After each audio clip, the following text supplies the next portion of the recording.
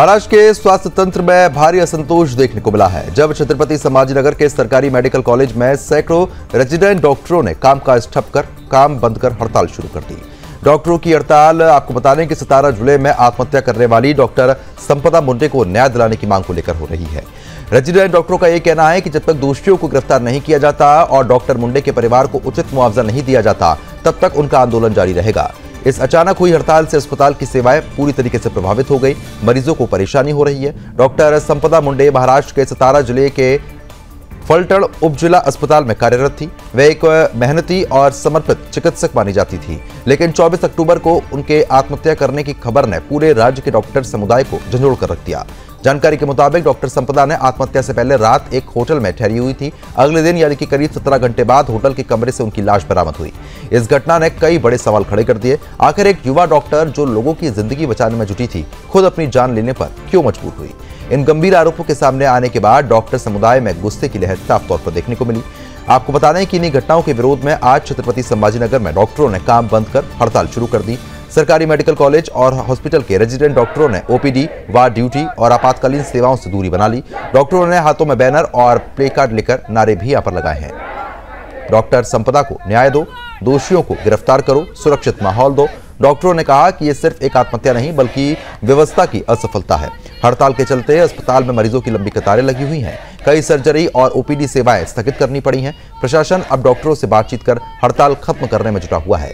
इस पूरे मामले में पुलिस ने एफआईआर दर्ज कर जांच शुरू कर दी है। सूत्रों के मुताबिक आरोपी पुलिस उपनिरीक्षक को निलंबित कर दिया गया है और उनसे पूछताछ की जा रही है। वहीं मकान मालिक के बेटे को हिरासत में लेकर पूछताछ हो रही है।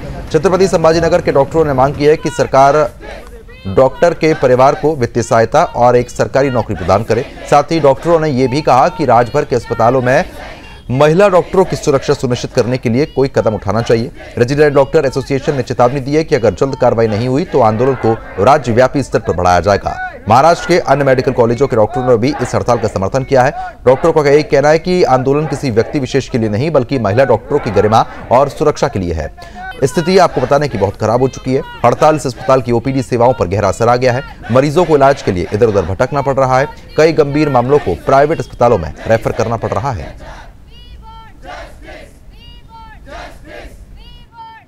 डॉक्टर संपदा मुंडे पे आज जो भी अन्याय हुआ है, 10 दिन होने के बाद भी उन्हें आज न्याय नहीं मिल रहा है। इस विरोध में आज हम ये संप पुकार रहे हैं। पिछले 10 दिन से हम शांति से इस संप में थे। हमने कैंडल मार्च किया है, हमने ब्लैक रिबन लगा के सर्विसेज प्रोवाइड की है।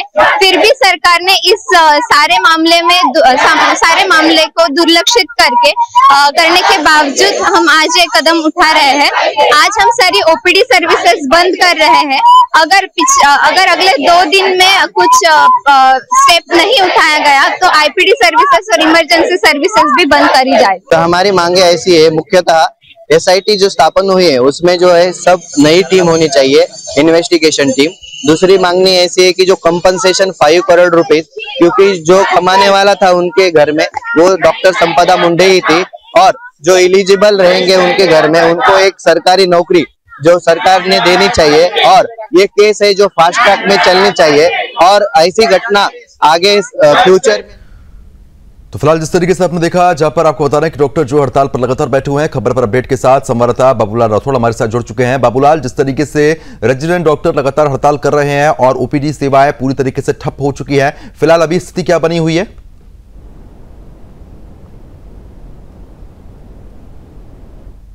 ये कहना है कि अभी सिर्फ 2 दिन के लिए ओपीडी सेवा सरकार ने बंद करी है। अगर इस 2 दिनों में जो मृतक डॉक्टर है मुंडे, उनके परिवार को 5 करोड़ रुपया सरकार ने देना चाहिए, और अगर नहीं दिया तो इसके ऊपर आक्रोश आंदोलन भी किया जाएगा। साथ साथ ये भी मांग की गई है जो दोषी आरोपी है, जिसमें पुलिस का एक अधिकारी है, उनकी जांच पुलिस के वरिष्ठ अधिकारी की निगरानी में की जाए। ये सब गंभीर मांगों को लेकर डॉक्टर हड़ताल पर उतरे हुए हैं और इनका ये कहना है कि अगर 2 दिन के अंदर ये सब मांगे पूरी नहीं हुई तो ये सभी डॉक्टर राज्यव्यापी आंदोलन करेंगे और जो अतिरिक्त सेवा है उनको भी बंद कर दिया जाएगा। इस पूरे मामले को लेकर हॉस्पिटल में जो मरीज है अभी कहीं ना कहीं उनकी भी चिंता बनी हुई है कि अगर ऐसा रहा तो फिर हॉस्पिटल की सेवाएं बाधित ना हो। इसके लिए अब सरकार भी इसके ऊपर एक्शन मोड में दिखाई दे रही है। हालांकि अगर हम बात करें तो इस पूरे मामलों को लेकर जो घटना हुई थी तभी मुख्यमंत्री का बयान सामने आया था। मुख्यमंत्री देवेंद्र फडणवीस ने साफ तौर पर मीडिया के सामने आकर ये कहा था कि